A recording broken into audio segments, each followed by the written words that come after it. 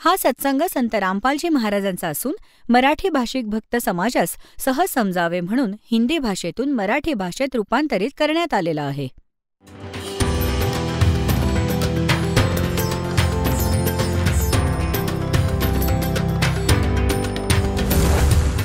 और ज्ञान सब ज्ञान डी कबीर ज्ञान सो ज्ञान और जैसे घोड़ा तोब कायम करता चले मैदान. जगद्गुरु तत्वदर्शी संत रामपालजी महाराजांचे अमृत वचन सर्व पवित्र धर्मांच्या व पवित्र शास्त्रांच्या आधारावर. आता ते गरीबदासजी त्या भांड घेऊन गेले. ते परमात्म्यांना म्हणाले, घ्या महाराजजी, प्या, आपण तर कमालच केली. आता परमात्म्यांनी अर्ध प्यायले, काही प्यायले त्यातले, आणि उरलेलं म्हणाले की मुलांनो तुम्ही प्या, गुराख्यांनो तुम्हीही प्या. गवळ्यांनो, तर मोठे मोठे जे गवळी होते ते म्हणाले की आम्ही नाही पिणार. एकतर तुम्ही जादूटोणा करून हे असं दूध काढलं आणि माहिती नाही की तुम्ही कोणत्या जातीचे आहात, तुमचं उष्ट आम्ही नाही पिणार. नि या जादूच्या कुमारिका गाईचं दूध प्यायलो तर पाप लागेल, आम्ही नाही पिणार. तर ते उठून निघून गेले. हे असं झाल्यामुळे की हा बाबाजी बळजबरी तर नाही करणार, प्यावंच लागेल आपल्याला. गरीबदासजी म्हणाले, आणा भगवान, आपला हा दास पिईल. पुण्यात्म्यांनो, साधों सेती मस्करी ये चोरा नाल खुशाल, मल अखाड़ा जीतेंगे ये युगन युगन के माल. तर ते युगायुगांचे मल्ल होते गरीबदासजी, युगायुगांचे पैलवान होते, रेसलर होते, प्रॅक्टिस करत आले होते. त्यांच्या हृदयात एकदम गोष्ट सामावली की आणा, तुमचा हा दास पिईल. तर पुण्यात्म्यांनो, या ज्ञानाला, या मार्गाला तोच ग्रहण करत आहे जो युगायुगांचा मल्ल पैलवान आहे, खूप दिवसांपासून यात समरस आहे. तर आदरणीय गरीबदास साहेबजी म्हणाले, प्या. आणि म्हणाले की महाराजजी, दूध तर आम्ही रोजच पितो, पण या दुधाची चव आजपर्यंत पाहिली नाही मी. तेव्हा परमेश्वर कबीरदासजी म्हणाले की बेटा, हे सतलोकातून, माझ्या लोकातून आलं आहे. तिथे दुधाच्या नद्या आहेत, सरोवर भरली आहेत, ती खराब नाही होत. मोठे मोठे समुद्र भरलेले आहेत. आता पुण्यात्म्यांनो, या गोष्टींचा आज हा विश्वास पटवणं आज विज्ञानाने असं नास्तिक केलं आहे. भोळ्या जीवांना की दूध खराब कसं होत नाही, कुठेही ठेवा, खराब होणार, हे होणार, ते होणार. आता जसं गंगेचं पाणी जे आहे, गंगा नदीचं, ते कुठेही ठेवा, ते कधीच खराब होत नाही. किंवा कुठल्या समुद्राचं ठेवा किंवा विहिरीचं कोणतंही पाणी ठेवा, भले डिस्टिल करून ठेवा, तेही खराब होतं. तर हे एक सॅम्पल आहे सतलोकातील मटेरियलचं, पदार्थाचं, की तिथे असे पदार्थ आहेत. गरीबदासजी म्हणाले, भगवान, खरंच का तिथं दुधाची सरोवर भरलेली आहेत? म्हणाले, हो बेटा. तर मग तिथं गायही ठेवण्याची आवश्यकता नसेल? म्हणाले, नाही, बिलकुल नाही. आता हे गुराखी त्यांच्या पशूंमुळे खूप दुःखी असतात. तो दुःखी असतो, त्यांना फिरवून फिरवून तो विचार करतो की हा पिच्छा कसा सुटेल, असं कोणतं स्थान आहे. तर ते म्हणाले, महाराजजी, खरंच मी कसा विश्वास ठेवू आपल्या बोलण्यावरती? एकदा दाखवा मला तुमचा सतलोक, आपलं जे तुम्ही स्थान सांगत आहात, जादूमय ते समुद्र वगैरे आणि बागांचं, फळफुलं बहरलेली असतात, लगडलेली असते सदाबहार बाग, असं सांगितलं परमात्म्याने सतलोकामध्ये. गरीबदासजी तिथं राहत होते जिथे शमीचे वृक्ष, शमीचे अनेकानेक वृक्ष होते. आंब्याचे तर तिथे पाहायलाही मिळत नसत, एखाद दोन झाडं कुठेतरी असायची. तर त्यांना मोठं आश्चर्य वाटलं. परमात्मा आले याच उद्देशानं होते इथे की माझा कोणी साक्षीदार होईल, मला कोणी ओळखावं, माझा साक्षी होईल येणाऱ्या आगामी काळात, या कलियुगामध्येच. कारण मधली पिढी यायची होती, त्यामुळे मालकांनी सगळी भूमिका तयार केली होती, बॅकग्राऊंड तयार केली होती की हू इज गॉड, कोण आहे परमात्मा आणि कसं त्याला ओळखता येऊ शकतं, काय लक्षणं आहेत त्याची. तर ते लीला प्रत्येक युगात करतात दाता. आणि याचंच प्रमाण वेद देतात की तो अशी लीला करतो. सतलोकात घेऊन गेले परमात्मा त्या आदरणीय गरीबदास साहेबजींना. त्यांच्या आत्म्याला शरीर तिथेच राहिलं. वरचे सर्व लोक दाखवले, ब्रह्मा विष्णू महेश यांचे लोक दाखवले, त्यांच्या स्थितीशी ओळख करवली, त्यांच्याशी बोलणं करवलं आणि त्यांनी स्वतः स्वीकारलं की आमचा जन्म आणि मृत्यू होतो. परमात्मा कुणी वेगळा आहे, आम्हीही त्याच्याच शोधात व्यस्त आहोत, परंतु आम्हाला त्यांचे दर्शन नाही झाले आणि तो परमात्मा प्रकाश रूप आहे. अशा प्रकारच्या त्यांनी गोष्टी सांगितल्या. मग धर्मराजाच्या दरबारात गेले, जो इथल्या ब्रह्मांडाचा न्यायाधीश, आपल्या सर्व आत्म्यांचा तो निर्णय घेतो, न्याय करतो, कर्मानुसार त्यांचे पुढचे निर्धारित करतो. संस्कार त्या लोकात जेव्हा गेले, त्याच्या जवळ पोचले, तेव्हा धर्मराजाने आपले आसन सोडले, आपली खुर्ची सोडून उभा राहिला, आसन सोडून, आणि म्हणाला, विराजमान व्हा परमात्मा. आता पुण्यात्म्यांनो, आपण पाहता की एखाद्या व्यक्तीचं असं व्यक्तिमत्व असतं की त्याला आपोआप माणूस कुठेही जाईल तिथे त्याचा सत्कार करतात, कारण त्याचे संस्कार, त्याचं पुण्य त्याच्यासोबत असतं. त्याच दृष्टीने जेव्हा परमात्मा तिथे पोचले तेव्हा स्वतः उभा राहिला तो न्यायाधीश, कारण की असा पुण्यात्माच केवळ अशी पदे प्राप्त करतात. आणि उभं राहून सत्कार केला आणि म्हणाले की विराजमान व्हा भगवन. तर तिथे बरीच बोलणी झाली परमात्म्याची आणि तो प्रियात्मा त्या धर्मराजाची. आता धर्मराजाच्या दरबारात देई कबीर तलाक, मेरे बोले चुके हंस को तू पकडना मत कजाक. आता तो परमक्षर ब्रह्म इथल्या न्यायाधीशावर असा रागावला जसा एखादा उच्च अधिकारी एका छोट्या अधिकाऱ्यावर त्याला उपदेश देतेवेळी सक्तीने बोलतो तसा. आणि तो औपचारिक आणि शिष्टाचाराने सर जी, यस सर, हां जी, जशी आज्ञा आपली, असा एक शिष्टाचार असतो. याच प्रकारे परमात्मा पूर्ण ब्रह्म कबीर देवजी, कबीर साहेब, काशीवाले धानक, ज्यांना विणकर म्हणतो आपण, कवी संबोधून त्यांची फाईल बंद करून ठेवली होती आपण, इतिहास बंद करून ठेवला होता. तो परमक्षर ब्रह्म आहे, तो सर्व सृष्टी रचनहार आहे, तो सर्वांचा सृजनहार आहे. तर तिथे गरीबदास साहेबजींच्या समोर स्वतःची समर्थता दाखवतात. धर्मराजाला म्हणाले की खबरदार, जर तू माझ्या कुठल्या एका हंसाला, ज्याने माझ्या संताशी माझ्याद्वारे माझा रिप्रेझेंटेटिव्ह, माझ्याकडून पाठवलेल्या संताचा उपदेश प्राप्त प्राण्याचा तू हिशोब देखील नाही करायचा, त्याचा लेखाजोखाही नाही करायचास तू, खबरदार जर त्याला पकडून आणलंस तर.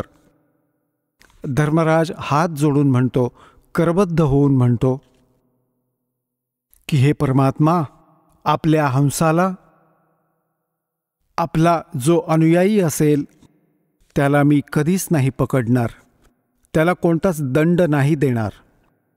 धर्मराय दरबार में देई कबीर तलाक, मेरे भूले चुके हंस को तू पकड़िए मत कजाक. बोले पुरुष कबीर से धर्मराज कर जोड़, और तुमरे हंस को पकड़ो नहीं, मन 2 लाख करोड़. आपला जो हंस असेल मी कधीही त्याला नाही पकडणार, ना त्याला कधी दंडित करणार. आणि मग तो म्हणाला की परमात्मा, जोपर्यंत आपल्या शरणामध्ये हा जीव येत नाही तोपर्यंत याचे पूर्वजन्मीचे संचित पापकर्म माझ्याकडे विद्यमान असतात. हे प्रभू, आणि माझ्या कागदांमध्ये ते नमूद केलेले आहेत. आणि इथला नियम आहे की जसे कोणी कर्म करेल तसे भोगावे लागतात. तर परमात्मा, त्याला तर मला दंड द्यावा लागेल, माझा नाईलाज आहे. तेव्हा परमात्मा कबीरदेवजी म्हणाले होते, कबीर साहेब, ये कर्म भ्रम ब्रह्मांड के मैं पल में कर हूं नेस, और जिन हमरी दो ही दी सो करो हमारे बेस। हे तुझे कर्म भ्रम या ब्रह्मांडाचे तू लावून ठेवले आहेत, यांना एका मिनिटात नष्ट करेन, संपवून टाकेल, कॅन्सल करीन, क्रॉस मारीन यांच्यावर. आणि ज्यांनी माझी साक्ष दिली आणि तू त्यांना पकडून आणलंस, तुझे अनुयायी त्याला इथे घेऊन आले, तर तो म्हणाला की मी तर असा असा कबीर साहेबांचा बालक आहे, तू मला नाही पकडू शकत, तू चूक करत आहेस. त्यांना करा माझ्यासमोर उपस्थित, त्यांना मग माझ्याकडे घेऊन या माझ्या लेकरांना, तू त्यांना दंड नको देऊस. असं बोलणं ऐकून गरीबदासजी गदगद झाले की हे समर्थ बाबाजी तर खूप खूप बरेच तगडे आहेत, आणि इथला हा न्यायाधीश आणि हा खूप देवतांसारखा हात जोडून उभा आहे यांच्यासमोर. तर मग पुढे आपल्या लोकात घेऊन गेले परमात्मा. त्याच्या आधी काळाची ती स्थिती, ते स्थान दाखवले जिथे हे ब्रह्मलोकात वेगळी जागा शोधून गुप्तपणे राहतात. तो आपल्या मायेपासून लपून राहतो, तिथे साकार आहे. हा ज्योत निरंजन साकार आहे, नर आकार आहे, याचे उंच डोके आहे आणि लांब दात आहेत. शरीर याचा चेहरा बेढब असा आहे. आणि मग परमात्म्याने त्याचं दुसरं स्थान दाखवलं या 21व्या ब्रह्मांडात, जिथे हा तप्तशिलेवर भाजून 1,00,000 प्राण्यांचा आहार करतो, सूक्ष्म शरीरातून घाण काढून खातो, आणि जीव मरत नाहीत, ते कर्मानुसार आपले अन्य शरीर प्राप्त करतात. मग त्याने परब्रह्मच्या म्हणजे अक्षर पुरुषाच्या लोकात प्रवेश केला. ते 11वं द्वार आहे, जे या काळाच्या लोकातून आणि क्षरपुरुषाच्या लोकातून अक्षरपुरुषाच्या लोकात जो प्रवेश करायचा असतो ज्या दाराने, ते 11वे द्वार आहे. आणि 12वं द्वार आहे या 7 शंख, या अक्षरपुरुषाच्या 7 शंख ब्रह्मांडांना पार करून, जिथे मग सतलोकात प्रवेश करायचा असतो, ते 12वं द्वार आहे.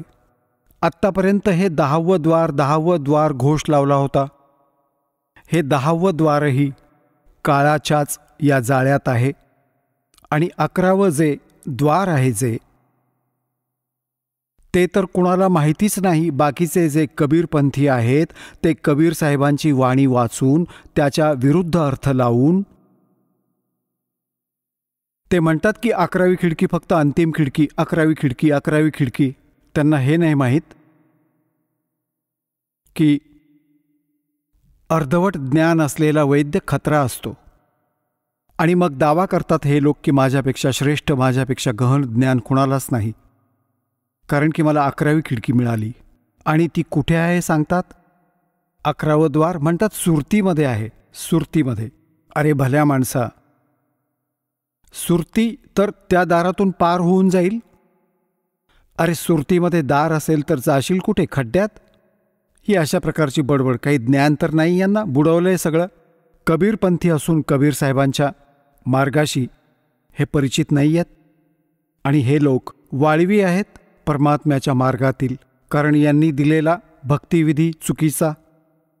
हे तर नास्तिक करण्याच्या तयारीत आहेत जनतेला. कारण की जोपर्यंत परमात्म्याची यथार्थ भक्तिविधी नाही मिळणार, परमात्म्याकडून मिळणारे ते लाभ प्राप्त नाही होऊ शकत. आणि काही दिवसांनंतर आपोआप नास्तिक होतो प्राणी. सर्व साधना, सर्व चुकीच्या साधना करून थकून जातो, सोडून देतो तो मार्ग 11व्या द्वारापर्यंत. कारण ते 11वं द्वार कुणालाच माहीत नाहीये, जे दास सांगणार आहे. हे तर या ब्रह्मांडाच्या आतच हे सर्व काही सांगतात, शरीरामध्येच आहे सांगतात. आणि काही चतुर प्राणी आहेत कबीरपंथी नकली, ते म्हणतात शरीराच्या बाहेर 1.25 हात वर 11वं द्वार आहे. काय तुझ्या डोक्यात आहे का ते? शरीरापासून 1.25 हात वर काय ते आकाशात आहे का जमिनीवर आहे? काय आहे काही पत्ता? शरीराची द्वारे आहेत ते तर मान्य आहे, 10 आहेत, नाहीतर 12, मग 16 तरी सांगते तरी मान्य करू की बाबा याच्या आत तरी असतील. सांगतात की शरीराच्या वर 1.25 हात आहे, म्हणजे आम्ही काय भंपक आहोत? अक्कलशून्य गोष्टी या लोकांच्या. तर हे हळूहळू कंडम होतील. या तत्त्वज्ञानाचा सूर्योदय होताच परमात्म्याचा ज्ञानोदय होतोय. आता हे सगळे नकली संतपंथ हे आपोआपच यांचे हे चमचमणारे दिवे डिझेलवाले सगळे संपून जातील, निष्क्रिय होतील. आता ते 12वं द्वार आहे जे 7 शंख ब्रह्मांड पार करून सतलोकात प्रवेश करेल. कबीर परमेश्वरजींनी म्हटलं आहे की द्वादश दर ऊपर बसे मोरा बालम. म्हणजे स्वतःचा महिमा स्वतःच सांगत आहेत परमात्मा. म्हणतायत की आपला जो मालक आहे आपल्या सर्वांचा तो 12व्या द्वाराच्या वर आहे, तिथे राहतो. आणि आदरणीय गरीबदास साहेबजींनीही जेव्हा परमात्म्याबरोबर जाऊन स्वतःच्या डोळ्यांनी पाहिली सारी द्वारे म्हणाले, असंग जन्म तन मरत्या होगे जीवित क्यों ना मरे रे, और द्वादश दर मद मैल मठ बोरे बहुर ना देत रे रे. त्या 12व्या द्वाराला पार करून तिथे आहे ते 12वे द्वार, तिथे आहे तो मठ, ते स्थान जिथे गेल्यानंतर परत फिरून प्राणी या संसारात येत नाही, तो परमशांतीला प्राप्त होतो.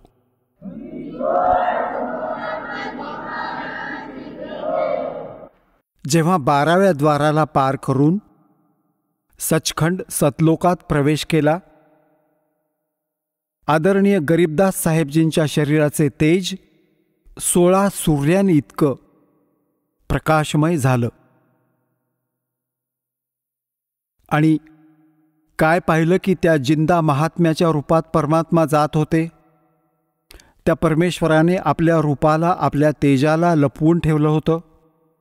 आणि दुसऱ्या रूपात तेच कबीर परमात्मा आपल्या अन्य रूपात एका खूप मोठ्या सिंहासनावर तख्त म्हणजे आपलं हे लाकडी नाही, तख्त असतं. तख्त म्हणजे या राजे लोकांच्या राजगादीला तख्त म्हणतात. की अमुक राजा ह्या साली तख्तावर विराजित होता, तख्तावर बसला होता, म्हणजे गादीवर बसला होता. नियंत्रकाच्या स्थानावर समजा तख्त. तर तिथे परमात्मा विराजमान, दुसऱ्या रूपात सिंहासनावर, खूप सुंदर सिंहासन. आणि जिंदा महात्म्याच्या रूपात कबीरजी, कबीर परमेश्वरजी खालून गेले होते. गरीबदास साहेबजी त्यांच्या सोबत होते. तिथे एक चौरी ठेवली होती. जिंदा महात्म्याच्या रूपामध्ये परमेश्वर कबीर देवजी, कबीर साहेबजी आपल्याच दुसऱ्या रूपावर चौरी ढळू लागले, जे एका सिंहासनावर विराजमान होते.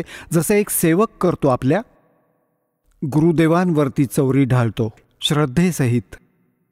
गरीबदासजींनी विचार केला की अरे भगवान तर हा आहे जो तख्तावर विराजमान आहे, गादीवर बसलाय.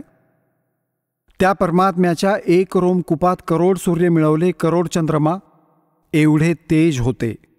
एका रोमाचं, 1 रोमकूप म्हणा किंवा 1 केस म्हणा, रोमकूप समजा. रोमकूपचा अर्थ आहे रोमाचं छिद्र, केसाचं छिद्र. आता गरीबदासजी विचार करू लागले की हा भगवान बाबाजी इथला नोकर आहे की काय, जे जिंदा महात्म्याच्या रूपात भगवान गेले होते खालून वर. त्याच वेळी ते तेजोमय शरीर उभं राहिलं.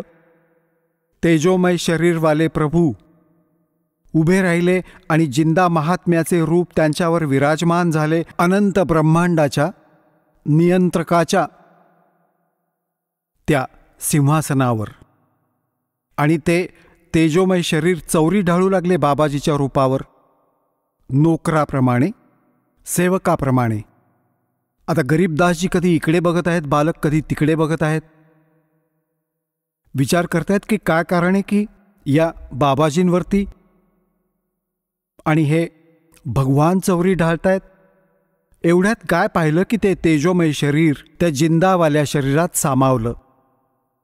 एकटं जिंदावालं शरीर अनंत कोटी ब्रह्मांडाच्या स्वामीच्या त्या सिंहासनावर विराजमान झाले. चौरी आपोआप ढाळली जात होती. आपोआप डोक्यावर असं होत आहे. गरीबदासजी बुचकळ्यात पडले आणि म्हणाले की हे भगवान, खरोखर तुम्हीच परमात्मा आहात? म्हणाले, हो बेटा, मीच परमात्मा आहे. सोचल छिद्र मैं करूं अपने जन के काज.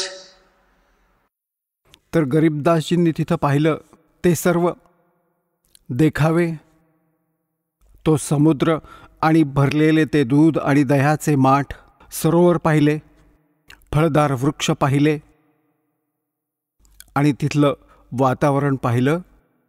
म्हणाले, भगवान, आता मला इथेच ठेवा तुमच्या बालकाला. तिथले ते सर्व भक्त जे आत्मा हंस तिथे राहतात त्यांना भेटले. कबीर साहेबांनी मग त्यांना सृष्टीरचना सांगितली. ते अन्य जे तिथे राहतात पुण्यात्मा, त्यांनी सांगितलं की असं असं जे इथून निघून गेले त्यांनी ही चूक केली होती आणि त्याची शिक्षा बघा कुठे भोगायला लागत आहे. परमात्मा जातात, कोणी ऐकत नाही, त्या काळाच्याच फेऱ्यात अडकून पडले आहेत. त्याच्या खोट्या सुखात सर्व तिथेच व्यस्त आहेत. जन्म आणि मृत्यू आणि 84 लाख प्रकारच्या प्राण्यांच्या शरीरात ते कष्ट उपसत आहेत. तर गरीबदास आणि आता हे आहे ते स्थान जिथे कधी जन्म मृत्यू नाही होत, कधी वृद्धावस्था नाही येत आणि काहीही काम नाही करावं लागत. इतका आनंद असतो, सर्व आहार उपलब्ध आहे. गरीबदासजी म्हणाले, भगवान, मला इथेच ठेवा, परत पाठवू नका भगवान. तो तर खूप वाईट लोक आहे भगवान, तिथे हाहाकार माजला आहे. तेव्हा गरीब परमात्मा त्याला म्हणाले की बाळा, तू इथून जेव्हा गेलास तू खूप भक्तियुक्त होतास, आता तू भक्तिरहित झालास. मी एक असा मंत्र देईन ज्याला सतनाम म्हणतात. 2 अक्षरी आहे, ज्यात एक ओम मंत्र आहे, एक तत्वगुप्त आहे. श्रीमद भगवद्गीता अध्याय नंबर 17 श्लोक 23 हा मंत्र सांकेतिक, अर्धसांकेतिक लिहिला आहे. ओम तर सार्वजनिक आहे, स्पष्ट आहे. तत् आणि सत हे 2 मंत्र गुप्त आहेत. हे केवळ कबीर परमात्मा यांनी आपल्या प्रिय आत्म्यांना दिले होते, ज्यांना मोक्ष मिळाला. मग त्यांना सक्त ताकीद दिली होती की आता या सतनामाला उघड करू नका, नाहीतर येणाऱ्या आगामी काळात या काळाचे दूत डाव खेळतील आणि माझी मुलं भिन्नता ओळखू शकणार नाहीत. कारण की हा मंत्र देणारा पृथ्वीवर एकच असू शकतो, दुसरा नाही असू शकत. एकतर परमात्मा आले होते, त्यावेळी ते एकटेच होते. ना कुठलं असं साधन होतं, ना कुठला मीडिया, ना कुठला कन्व्हेन्स होता. आणि तरीही परमात्म्याने 64 लाख शिष्यांना स्वतःच नाम दिलं, दीक्षा दिली होती, इतरांना नव्हती दिली. भले हा मंत्र नव्हता दिला, हे 5 मंत्र जे आपल्याला 7 मंत्र तयार करून दिले जातात, तर त्यात केवळ हे 5च मंत्र द्यायचे दाता, कारण त्यांना माहिती होतं की हे आत्ता मला ओळखू शकणार नाहीत आणि जरी यांनी कुणाला हा मंत्र दान केला तरी तो उघड होऊन जाईल, गोष्ट बिघडून जाईल. या दृष्टिकोनातून त्या गरीबदास साहेबजींना म्हणाले की तुम्ही या नामाचा जप करा, कारण की आपण पक्के भक्त आहात, आपल्यामध्ये श्रद्धा पूर्ण असेल. आपण हे स्थान पाहिलंय आणि ते स्थान पाहिल्यानंतर आपल्याला हे स्वप्नातही आवडणं शक्यच नाही. या बोलण्याने गरीबदास साहेबजी संतुष्ट झाले की जशी आज्ञा प्रभू आपली, आणि म्हणाले की हे आता सांगू नकोस. परमात्म्याने स्वतःचं सगळं ज्ञान त्यांच्यात फीड केलं गरीबदास साहेबजींच्या आत्म्यामध्ये, जसं एका कॉम्प्युटरमधून दुसऱ्या कॉम्प्युटरमध्ये. खूप मोठे हे सत्संगाचे व्हिडिओसुद्धा कितीतरी तासांचे फॅक्स केले जातात आणि त्यातही सेव्ह होतात.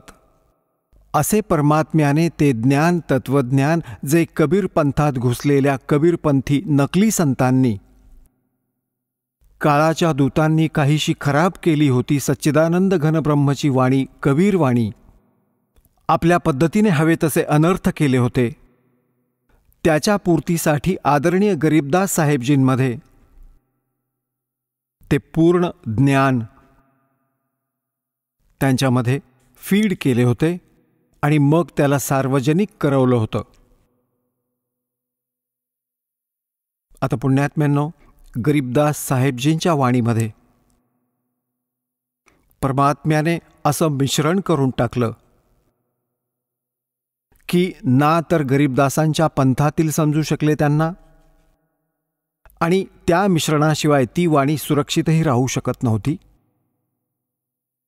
कुठे कुठे तर गरीबदासजींनी राम आणि कृष्णाचा महिमा ऐकवला, आणि हे भोळे आत्मे राम आणि कृष्णावरती आरूढ आहेत, त्याच आधारे या वाणीला सुरक्षित ठेवलं. जर त्यात कुणीन टाकलं असतं, कुणीच ग्रहण नसतं केलं, तर ज्या कारणाने गरीबदासजींच्या पंथाच्या अनुयायांनी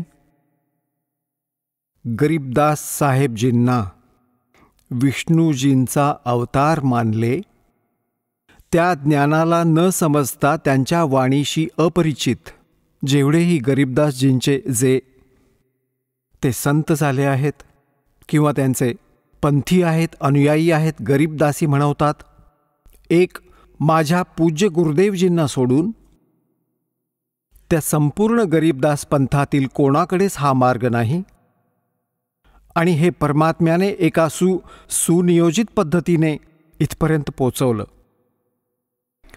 आमचे जे गरीबदासजींनंतर जे थेट शिष्य झाले ते शीतलदासजी होते. गाव उमराणामध्ये त्यांचा आजही आश्रम आहे छोटासा. त्यांना गरीबदासजींनी विशेष सूचना दिली होती की या मंत्राचा तू जप कर. केवळ एक सुयोग्य शिष्य ज्याला मी संकेत देईल त्याला तू सांग. तर गरीबदासजींनी स्वप्नात त्यांना संकेत दिला, आणि दुसरा जो त्यांचा शिष्य अधिकारी होता त्याला सांगितलं याला दे, आणि त्यालाही हेच सांग की तो कोणालाच हे सांगणार नाही. अशी चालत चालत माझ्या पूज्य गुरुजींजवळ ही केवळ या गरीबदास पंथातून एकच साखळी आली आहे हे सत्य माना. आणि त्यांनी मग या दासाला हे पाठवलं, हे ज्ञान दिलं. माझ्या पूज्य गुरुदेवजींचे बरेचसे शिष्य होते, काही साधूही बनले होते, लाल रंगाचे कपडे घालून राहत होते. त्यांनाही आदेश नाही दिला नाम देण्याचा, केवळ या दासाला. दास तर एक सर्व्हिस करत होता. इथेच होतो मी या हरियाणामध्ये, या इरिगेशन डिपार्टमेंटमध्ये. आणि जेव्हा या दासाला माहीत नाही काय पाहिलं होतं या दासामध्ये, स्पेशल मला सांगितलं होतं की हे नाम तू देत जाशील, सत्संग कर, आणि एकटं वाटून घेऊ नकोस, परमात्मा तुझ्या सोबत असतील, आणि विश्वात तुझ्यासारखा पृथ्वीवर कोणी संत नसेल.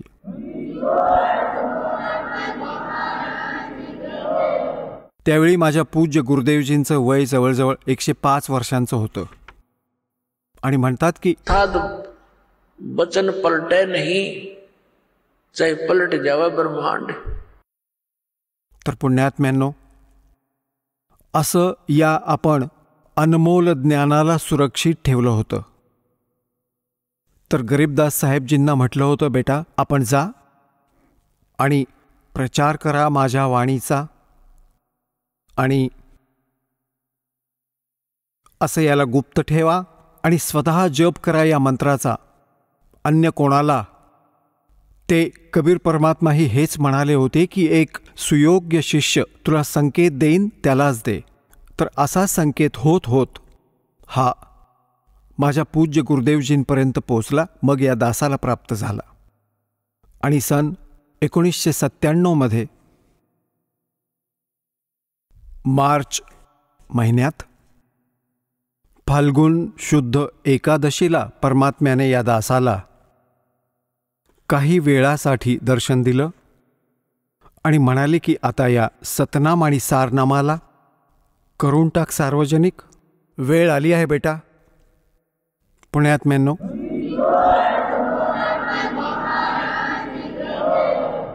आता पुण्यात्म्यांनो,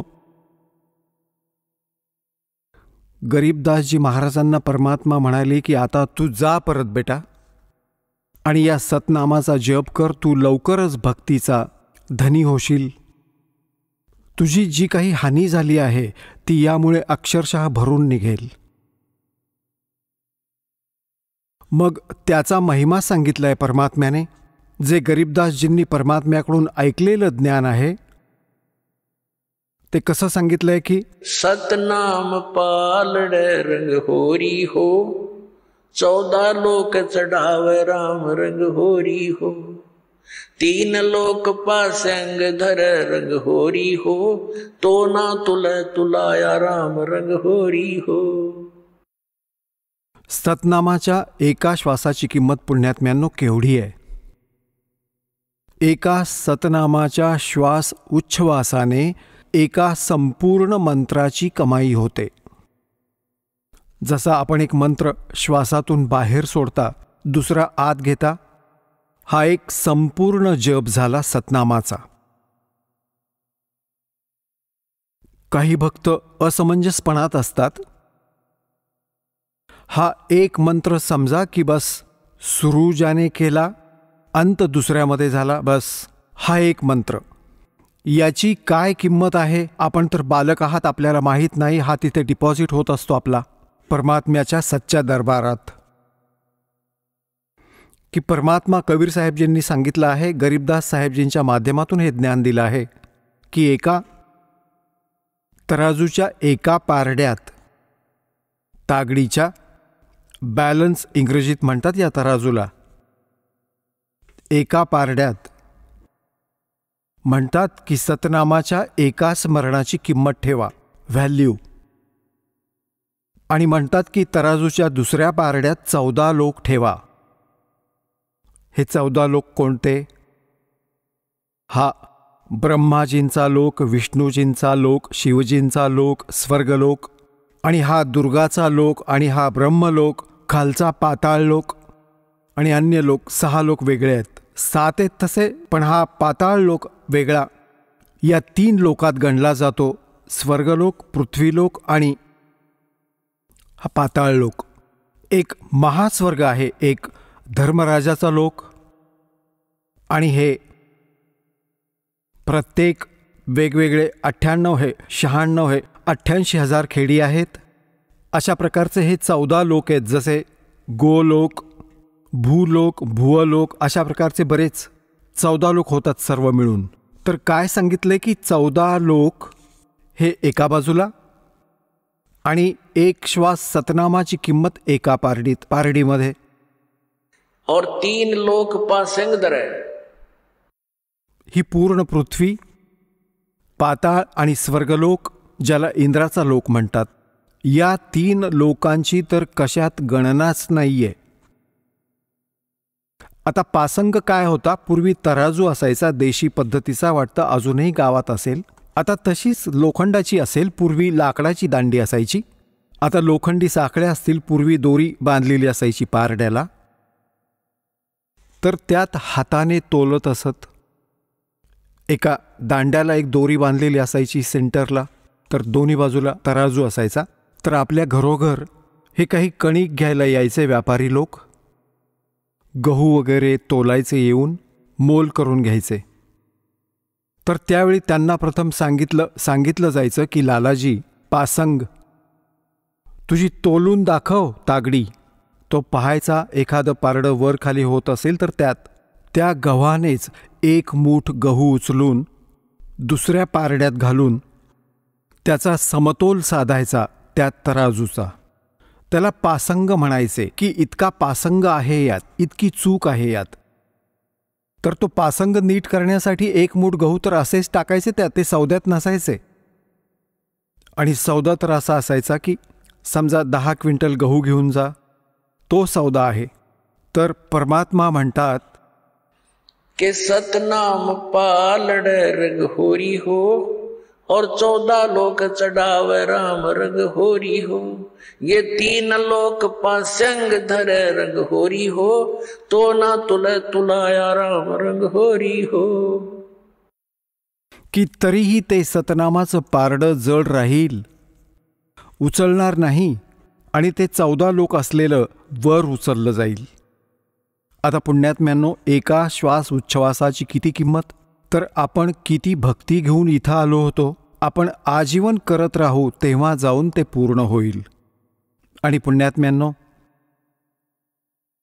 कारण की आपण आपल्या भक्ती कमाईला इथे वेस्ट नाही करत, यामुळे ती लवकर साठू नाही शकत.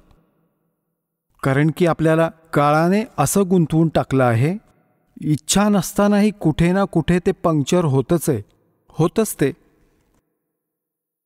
कोणत्या ना कोणत्या कारणाने. कोणी मुलाला दुखावलं तर त्याला अंतरात्म्याने काळ इथे फसवूनच ठेवतो. परंतु त्यावेळी आपण हा निश्चय केला पाहिजे की मुलाला परमात्म्याशी जोडायला पाहिजे, आणि मग तो स्वतः रखवाला आहे. हा मग विश्वास ठेवायला हवा की परमात्म्याशी जोडला गेला, त्याचा साथी आहे तो. त्याचं बिघडत काहीच नाही, पण आपलं हृदय कमजोर झालेलं असतं.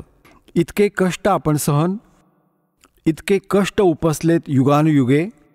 जसं म्हणतात की जसं कुत्र्याला कोणी लाठी मारतं आणि तो बिचारा इतका पीडित होऊन जातो, इतका त्रासतो. मग कुठेही बसलेला असेल आणि थोडासाही काही आवाज झाला असा लाठीसारखा, तिथेच बसल्या बसल्या ओरडायला लागतो. प्रत्यक्षात आजूबाजूला काहीच त्रास नाही आहे. तर आपण एवढे दुःखी झालेले आहोत युगानुयुगे. आपण इतके भयभीत आहोत की न जाणो काय वीज कोसळेल या बाळावर, काय होईल बाबा. तर आपण घाबरत असतो आणि आपण त्या भीतीमुळे ती भक्तीसुद्धा आपण त्यात काही ना काही विभागून तर टाकतोच. जसंही आहे आपण करत राहा. एक दिवस असा येईल, आपल्या सर्व लक्षात येईल आणि मग भगवान त्यांचा रखवाला दिसून येईल आपल्याला. तर अशा प्रकारे आपण आपल्या भक्तीचा खूप नाश करतो, आशीर्वाद देऊन टाकतो. कोणाच्या डोक्यावर हात ठेवून, तुमच्या कोणी पाया पडलं, डोक्यावर हात ठेवला, आपली गेली पुंजी खूप मोठी. कारण की ज्याच्याजवळ काही असेल तोच तर देऊ शकेल. आता पूर्वी हा रिवाज कसा पाडला होता काळाने, कारण की आपले आजोबा पणजोबा आणि खूप खूप पूर्वीच्या मागच्या जन्मातील जेवढेही आमच्या पिढ्या किंवा महापुरुष झाले ते खूप भक्तियुक्त असायचे. त्यांची वचने सफल होत होती आणि ते काय करायचे की आपल्या मुलांना आशीर्वाद द्यायचे. भगवान करो तुझं असं असं होवो, भगवान करो तुझं तसं होवो, आणि असं होऊ दे, तुला तो नातू होवो, तुला पुत्र होवो. तर असे ते आपल्या पुंजीला नष्ट करत असत. आपल्या टायरमधून, आपल्या चाकातून, आपल्या ट्यूबमधून दुसऱ्याच्या चाकात हवा भरायचे. आता ना ती त्यांची ट्यूब कामाची राहिली, ना स्वतःची खराब करून टाकली, दोघेही जागीच थांबले. त्याचा विधी आहे की त्याच्यात हवा भरण्यासाठी वेगळी व्यवस्था आहे, ती तिथूनच हवा भरली जावी.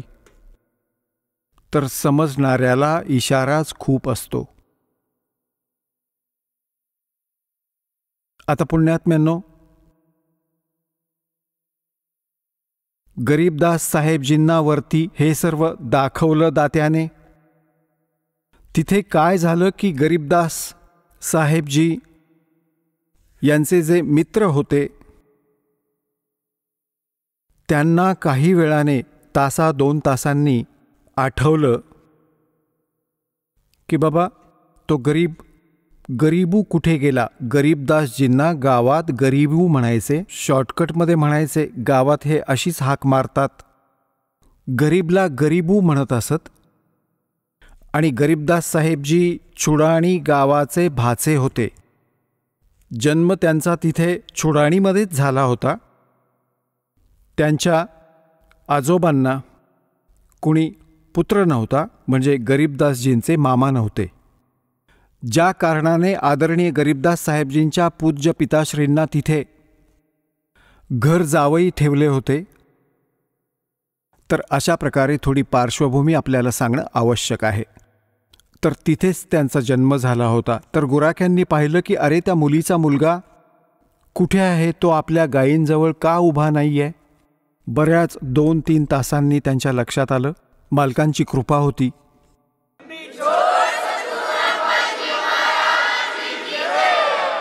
चला आता आपण त्या श्रद्धाळूंचे अनुभव जाणून घेऊया ज्यांनी जगद्गुरु तत्वदर्शी संत रामपालजी महाराज यांच्याकडून दीक्षा प्राप्त केलेली आहे, तसेच त्यांच्याद्वारे सांगितलेल्या भक्ती मार्गावर चालत आहेत.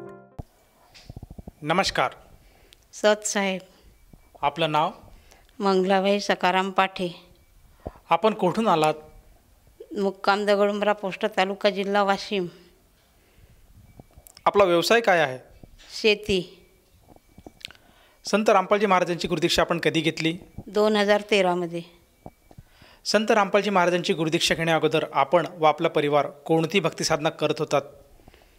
आम्ही खूप सारे देवी देवताची पूजा करत होतो. पंढरपूरला जात होतो, माहूरला जात होतो, शेगावला जात होतो, उपवास करत होतो, 16 सोमवाराचं व्रत करत होतो, गणपतीची पूजा करत होतो. 8 दिवसातून 2 दिवसच जेवत होतो, पूर्ण उपासना करत होतो. पण काहीही मनाला शांती वाटत नव्हती. जसं तुम्ही सांगत आहात की अगदी पूर्वीपासूनच आपण भक्तिमार्गात होतात आणि महाराष्ट्रामध्ये जी प्रचलित भक्तिसाधना आहे, जसे की देवी देवतांची पूजा करणे, व्रतवैकल्य करणे, या भक्तिसाधना आपण करत होतात. तर असं असताना आपल्याला संत रामपालजी महाराजांचा मार्ग कसा कळाला आणि आपण त्यांच्या शरणात कशा गेलात? भागवतकार आमच्या घरी भागवत करायला आले. त्यांनी सांगितलं, पुस्तक दिसलं ज्ञानगंगा. मी विचारलं की बुवा हे पुस्तक कुठून आणलं तुम्ही? तर त्यांनी सांगितलं की बुवा पुस्तक ना वाचल्यापेक्षा साधना चॅनल पहा. त्यांनी एवढं सांगितलं. साधना चॅनल पाहून माझ्या काही लक्षात नाही आलं. 2 दिवस मी चॅनल पाहिलं तरी माझ्या लक्षात नाही आलं.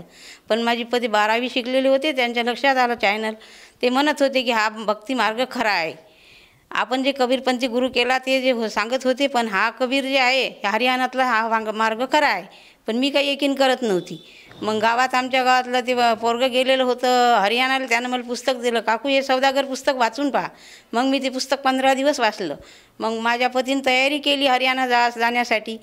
तर म्हणे तू ये का नको येऊ, पण मी तर नामदीक्षा घेतो. पण मी म्हणलं पाहण्यासाठी तरी हरियाणाला येतो. मग मी पण त्यांच्या सोबत गेली. हरियाणाचं ते पाहून मी वापस नाही आली. मी नामदीक्षाच घेतली. नामदीक्षा घेऊन घरी आली. जसं तुम्ही सांगत आहात की सर्वप्रथम आपल्याला जे भागवत कथाकार आहेत त्यांच्याकडनं आपल्याला संत रामपालजी महाराजांच्या ज्ञानाबद्दल माहिती मिळाली आणि आपण त्यांचं सत्संग ऐकलं, त्याचप्रमाणे जे पुस्तकाचं अध्ययन केलं आणि त्यानंतर आपण संत रामपालजी महाराजांच्या बरवाला येथे जाऊन त्यांच्याकडनं गुरुदीक्षा घेतली. तर मला हे विचारायचं आहे की जेव्हा सर्वप्रथम आपण हरियाणाला गेलात आणि संत रामपालजी महाराजांच्या बरवाला स्थित सतलोक आश्रम येथे आपण जेव्हा गेलात, तर तिथलं जे वातावरण होतं, तिथलं ज्या व्यक्तींचं जे आचरण होतं, त्यांचं जे बिहेवियर होतं, ते आपल्याला कसं वाटलं? ते मला तिथचं वातावरण जे होतं ते असं वाटलं की असं महाराष्ट्रात मी कुठेच पाहिलेलं नव्हतं. एवढी तीर्थयात्रा फिरलेली होती, पण मला असं कुठेच वातावरण दिसलेलं नव्हतं. म्हणजे आंघोळीची सोय, जेवणाची व्यवस्था, घरी आपण 2 पाहुण्याची सुद्धा बरोबरी करू शकत नाही. तर एवढ्या पब्लिकले बासमती तांदूळ सगळं एवढं गरम जेवण भेटत होतं की मी तर हे तिथे आश्चर्यचकित झाली की एवढं जे आहे तर हा पुरवणारा कोण दाता आहे, हे पण विचार करत 2 दिवस मी तिथे विचारच केला की एवढं मोठं जे करते परमेश्वर साक्षात परमेश्वर आहे. मी नामदीक्षा घेतल्याशिवाय घरीच जाणार नाही असा मी निर्णय केला आणि नामदीक्षाच घेतली. जसं तुम्ही सांगतात की तिथलं जे वातावरण आहे ते बघून आपल्याला असं वाटलं की आपण नामदीक्षा घ्यायला काही हरकत नाही. पण मला हे विचारायचं आहे की ही भौगोलिक परिस्थिती आपण तिथली बघितली, त्याचप्रमाणे आपण जे श्रद्धाळू आहे त्यांचं वागणं आचरण हे सुद्धा आपण बघितलं. परंतु संत रामपालजी महाराजांमध्ये आपल्याला अशी काय गोष्ट आढळली की आपण कुठल्याही क्षणाचा विलंब न करता त्यांच्याकडनं अगदी 2 दिवसातच त्यांच्याकडनं नामदीक्षा घेतली? मी 2 दिवस सत्संग ऐकला हरियाणातनी. त्यावेळेस 3-3, 4-4 दिवसचे सत्संग होत होते. 3 दिवसचे मी सारखा सत्संग ऐकला. त्याच्यात सांगत होते की ब्रह्मविष्णू पण नाशवान आहेत, सगळं माहिती सांगते. त्याचे माता पिता कोण आहे. मी 2-3 दिवस सारखा सत्संग ऐकला. मग माझ्या ते पूर्ण डोक्यातनी रातभर असं घुमलं की बुवा हा संत जे आपल्याला सांगते हा खरी भक्ती असली पाहिजे, हेच भक्ती आपण स्वीकारायला पाहिजे. म्हणून मी नामदीक्षा घेतली. 2 दिवस सत्संग पूर्ण ऐकला मी, तर म्हणून नामदीक्षा घेतली. जेव्हा आपण संत रामपालजी महाराजांची नामदीक्षा घेतली आणि या भक्तीमध्ये आपण जेव्हा लागलात, त्यानंतर आपल्याला आपल्या परिवारामध्ये किंवा स्वतःमध्ये काय काय असे बदल आढळलेत किंवा काय काय आपल्याला अनुभूती या भक्तिमार्गातून आली? मला 4 महिन्यातच अनुभव आला. माझी जे मोठ्या मुलाची मुलगी जी होती तर ती एवढी बिमार पडत होती. 2 लाख रुपये लावून आम्ही खर्च करत होतो. तिला लहानपणापासून 10-10 हजार बिल भरत होतो, पण तिची काही तब्येत जमत नव्हती. मग ज्यावेळेस मला 4 महिने होऊन गेले होते, प्रथम नाम होऊन मला सतनाम मिळण्याची वेळ आली होती, ती पोरगी हॉस्पिटलमध्ये भरती होती. माझ्यासोबत रिपोर्ट पण आहे तिची. तर भरती होती तर त्या डॉक्टरनी सांगितलं हिला TB झाली, फुफ्फुसातनी हे झालेलं, कफ झालेला आहे, लिव्हर खराब झाले. त्यानं असं सांगितलं. मी सांगितलं की 20 दिवस झाले भरती आहे, तुम्ही आजपर्यंतही बी सांगत ना की बुवा चांगली होत नाही, आम्हाला सुट्टी देऊन द्या ना तुम्ही. तर म्हणे तू मोठं स्टँडपर्यंतही पोरगी जात नाही, तुम्ही कुठे नेऊ शकता. म्हणजे तुमच्याच्यानं बरी नाही होत तर मग आम्हाला ठेवता कशासाठी. मी सुट्टी मागितली त्यांना. हे माझ्या मोठ्या मुलाला माहीत होतं की पोरगी जास्त आहे म्हणून. मग सुट्टी घेतली. मग मला मोठं पोरगं म्हणत लहान म्हणत होतं की आई तुझी एवढी जे दहाड दुखते, मी पहिले दात काढलेले होते 4, ते पोरगी भरती होती त्यावेळेस अगोदरच 4 दात काढलेले होते. मला दाताचा खूप त्रास होता. मग अजूनही दाढ उमयली होती. मग लहान मुलांनी मला दवाखान्यात नेले. दवाखान्यात नेलं, डॉक्टरने इंजेक्शन दिलं दाढीतनी दाढ काढायसाठी. मग लहान पोरगं म्हणत होतं की तू हरियाणाला जाण्यासाठी एवढी जे तळमळ करते, तुझी दाढ दुखायला पाहिजे नाही ना. तर मग मी म्हणलं की बाबा माझा परमेश्वरावर भरोसा आहे, संत रामपालजी महाराजावर मी नामदीक्षा घेतली, पूर्ण माझा भरोसा आहे. मी तुझ्या दाढीत जरी इंजेक्शन दिलं असेल तर मी दाढ काढू शकत नाही, तुझी गोळी पण घेणार नाही. मी रामपाल महाराजावर विश्वास ठेवते. मग त्या मुलांनी मला असं सांगितल्यावर मी दाढ काढली नाही. आज मी 2013मध्ये नामदीक्षा घेतली, अजूनही दाढीची गोळी घेतलेली नाही, का दाढीचं इंजेक्शन घेतलेलं नाही. मला तात्या जेवण पण जेवता येत नव्हतं, एवढा मला दाताचा त्रास होता. तर मी पहिला लाभ मला ते झाला. दुसरा लाभ जे नाथ होती बिमार, तर ते तिला भरती होती, ॲडमिट होती, तर तिला सुट्टी मग मागून घेतली. तर मोठ्या मुलाला माहीत होतं की हा पोरगी आता वाचणार नाही, घरी जरी नेली तरी वाचणार नाही. मग मी सांगितलं की एरी वाचणार नाही, तुले माहीत आहे की वाचत नाही, तर मी हिला हरियाणाला घेऊन जातो, मला पण नाम भेटणार आहे. मुलांनी मला सुट्टी देते की आई घेऊन जाय. पण सूनबाई म्हणत होती की तुम्हाला बिल भरायचं जीवार आलं म्हणून तुम्ही संताकडे घेऊन जाता. मी म्हणलं की तू काही पण म्हण, मी हरियाणा घेऊन जातो. मग माझे पती व मी मुलगी घेऊन आम्ही हरियाणाला गेलो. 20 दिवस दवाखान्यातनी पोरगी काहीच खात नव्हती. 2 दिवस गाडीत गेले, अमृतसर गाडीनं आम्हाला 2 दिवस लागते. 2 दिवस गाडीत गेले, पोरगी हालचालसुद्धा करत नव्हती. मुलांनी फळं घेऊन दिले होते की आई शेवटची टेप म्हणे माझ्या मुलीच्या तोंडातनी थोडासा रस बीस तरी टाकजो, वाचल म्हणून गॅरंटी नव्हती. मग अशीच मुलगी मी हरियाणाला घेऊन गेली. तर परमेश्वराच्या तिथे गेल्यावर 2 दिवस झाले. हातपाय धुण्यासाठी संडास बाथरूममध्ये व्यवस्था आहे, गरम पाणी थंड पाणी सगळी काही व्यवस्था आहे. तिथं हातपाय गीतपाय धुतलेत, पोरीनं डोळे बंद केले की मी रडायला लागली की आता काही खरं नाही. मी परमेश्वरा तुमच्या भरोशावर मुलगी आणली, मला वापस का पाठवता असं म्हणलं की लगेच मी मुलीला तर बायांनी सांगितलं की माझ्यासोबत महिला होत्या, त्यांनी सांगितलं की संत रामपाल महाराजाकडे घेऊन जा. मी म्हणलं की मला प्रथमच नाम झालेलं आहे, मला भीती वाटत होती सतनाम झाल्याशिवाय परमात्मा दर्शन देतील का नाही, बोलतील का नाही, मला असं वाटत होतं माझ्या मनातनी. पण मग एक मुलगा आला 7-8 वर्षाचा, त्यांनी सांगितलं की माई क्यों रोती, गुरुजी के पास लेके जाऊ ना. त्या मुलांनी मला सांगितलं. मग मी आत गेली तर चरण दर्शन देत होते, संत रामपालजी महाराज चरण दर्शन देत होते. मग मी गेली तरी पण आम्हाला भीती वाटत होती. संत रामपाल महाराजाच्या जवळ गेली, महाराज समोर आले, मी त्यांच्या पायावर मुलगी टाकली आणि रडायला लागली. संत रामपालजी महाराज म्हणत होते बेटा रो मत, ही अच्छी होती आहे, क्यों रोती बेटी. माझ्या पाठीहून हात फिरवला, मुलीच्या अंगाला हात लावून हात फिरवला, मुलीच्या गालाला हात लावली की अच्छी होती आहे, रो मत बेटी. मग मी तिला घेऊन बाहेर आली. संत रामपालजी महाराजांनी चरण अमृताची एक बॉटल दिली. पण मन म्हणते ना की लवकरच जाग्यात येत नाही, तरी पण मला वाटत होतं की सुधी होते का नाही. रात्रभर विचार करत बसली तर ती सकाळी 8 वाजले. 8 वाजल्यानंतर मुलगी म्हणते की दादी जेवण करायला चालणं.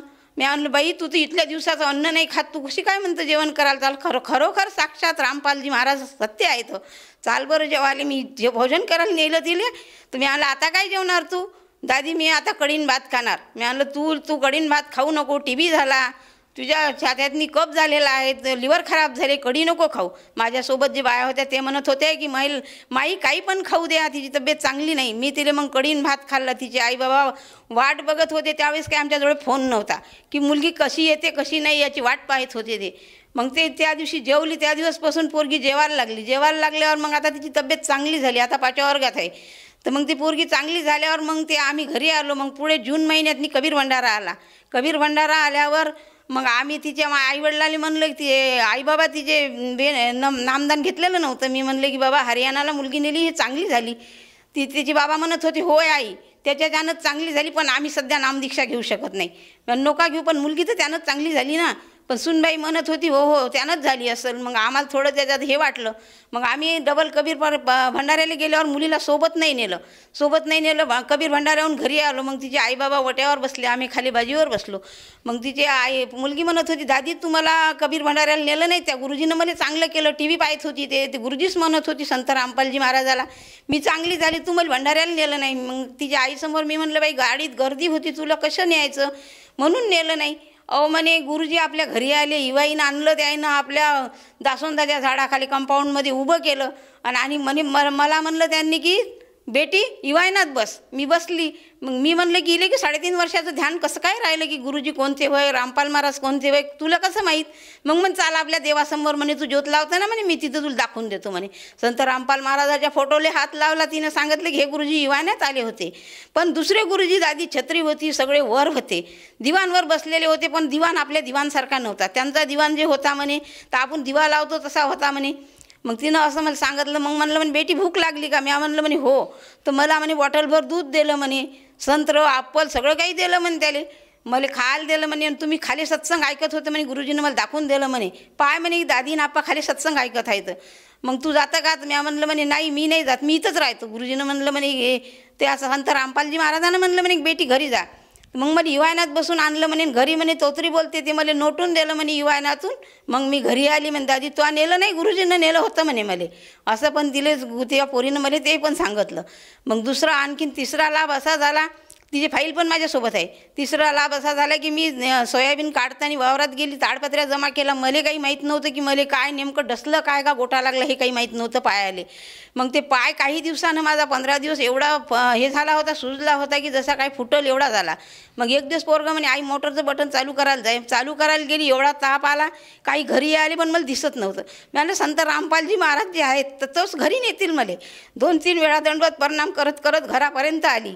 डॉक्टरनं सांगितलं धनुर्वात झाला. हे पाय जे आहे तर 3 जागेत ऑपरेशन करावं लागते, 1.5 लाख रुपये खर्च येईल. तर मी म्हणलं की माझं आज ऑपरेशन करायचंच नाही माझ्या पायाचं. मग म्हणे पाय तोडा लागल. पाय बी तोडायचा नाही, माझं ऑपरेशन बी करायचं नाही. 3 दिवस म्हणलं माझी वाट पाहायची. माझी सून उपदेशी नव्हती लाईनी, पण तरी पण तिनं भगतजीच्या घरी जाऊन सांगितलं की तुमच्या गुरुजीकडे काही जर असेल तर ते पहा, माझी सासूलाही बिमार आहे. मग तिनं सांगितलं, त्या भगतजीनं अर्धास लावली की बुवा असं असं झालेलं आहे. त्यांनी सांगितलं की ड्रेसिंग करा आणि घरी आणा, काही ऑपरेशन करायची गरज नाही. परमात्म्याने प्रार्थना लावल्यावर परमात्म्याने सांगितलं. हा लाभ मला मोठा झाला. मला असे कितीतरी लाभ झालेले आहे. एवढे लाभ जर मी सांगत बसले दिवससुद्धा पुरणार नाही. एक वेळ आम्ही हरियाणाहून आलो, मोबाईल बंद असून किती दिवसाचा 2013मध्ये मोबाईल घेतलेला होता, ते बंद पडला. 1.5 वर्ष मोबाईल बंद होता. विचार करत होते की मोबाईल कोणी सुरू करून देत नाही, सत्संग ऐकायला भेटत नाही, परमात्म्याची काही त्याच्यावर आरती होत नाही. चालू झालेला मोबाईल, त्याच्यावर दिवाणचा पाय पडलेला होता. बंद मोबाईल 1.5 वर्ष होता तरी आपण मग त्या चालू झाला, 1 रुपया न लावता. त्या मोबाईलातनी लाईन न, घरातनी काही ना, आपोआप सत्संग लागला. हे एवढा मोठा लाभ परमात्म्यानं आम्हाला दिला. अजून कितीतरी लाभ घ्यायचे. माझ्या पतीच्या डोळ्याला काचबिंदू झाला होता. पहिल्यांदाच गेली तर हे समजत नव्हतं ना की ते परमात्म्याला काय मागायचं म्हणून, हे समजत नव्हतं. गुरुजीच्या दर्शन आशीर्वाद देत देत आले गुरुजी. मी सांगितलं की माझ्या पतीच्या डोळ्याला काचबिंदू आहे. डॉक्टरनं सांगितलं की दुसरा काचबिंदू 6 महिन्याच्या आत होऊ शकते. परमात्म्याला हेच म्हणलं मी की परमात्मा हे काचबिंदू झालेला आहे. त्या नामदीक्षा घेऊन आम्हाला 2013मध्ये आज 9-10 वर्ष झाले. अजूनही बी मला तरी चष्मा लागलेला आहे, पण ते बिना चष्म्याचा त्याला मोबाईल दिसते, अक्षर दिसते, सगळं काही दिसते. दुसरा डोळा एवढा चांगला आहे की आपल्यापेक्षा बी चांगला आहे, द्यायचा काही झालेलं नाही. असे बरेचसे लाभ झालेले आहे संत रामपालजी महाराजाच्या कृपेनं.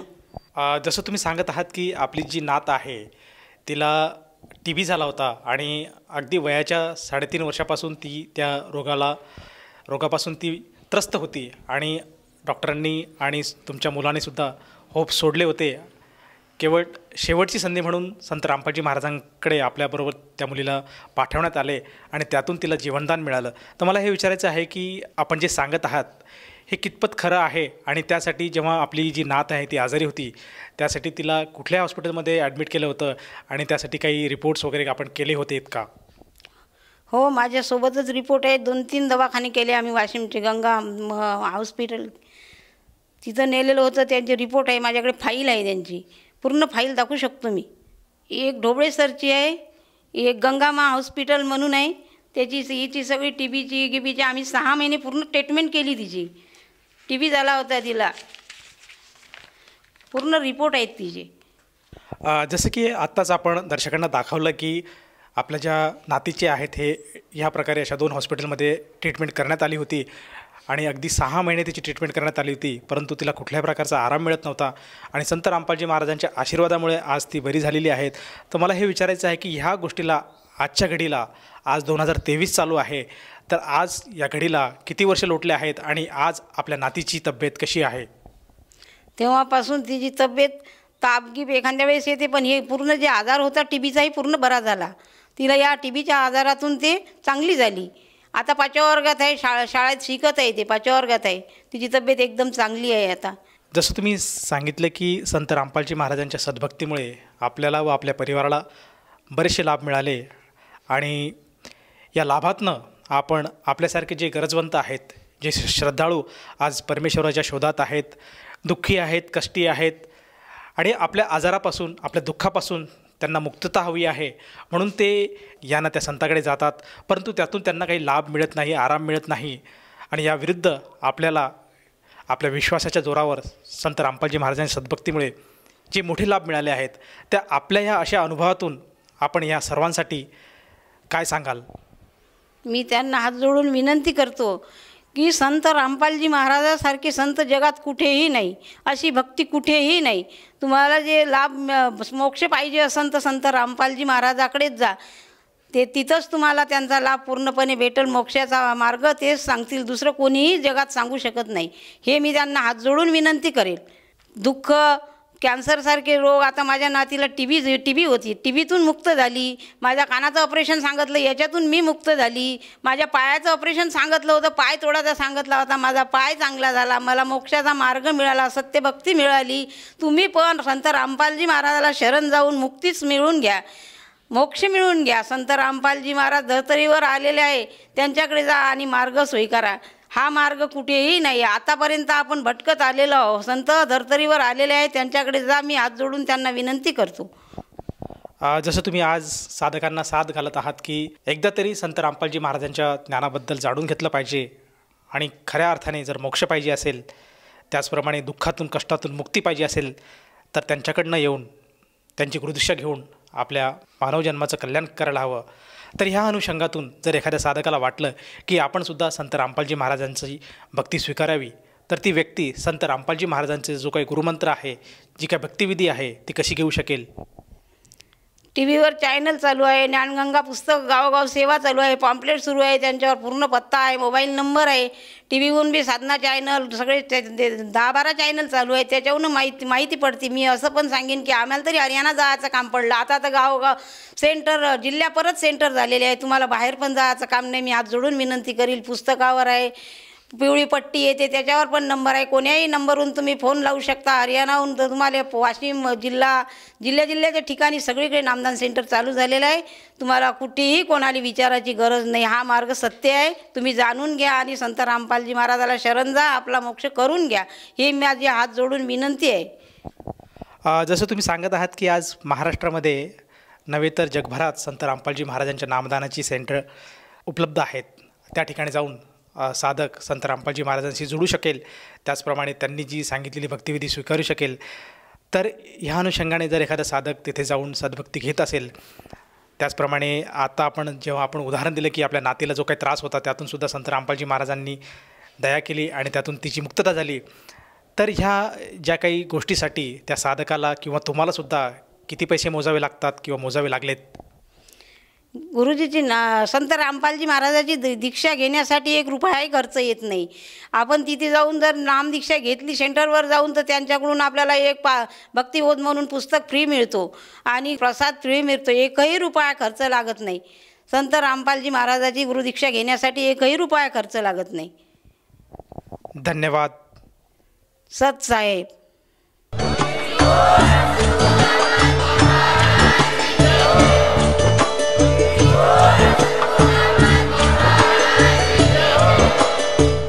आपण ऐकत होता जगद्गुरू तत्वदर्शी संत रामपालजी महाराज यांचे मंगल प्रवचन, ज्यांच्या शुभ आशीर्वादाने संपूर्ण विश्वामध्ये 500 पेक्षा जास्त नामदीक्षा केंद्र आहेत, जिथे निशुल्क नामदीक्षा दिली जाते.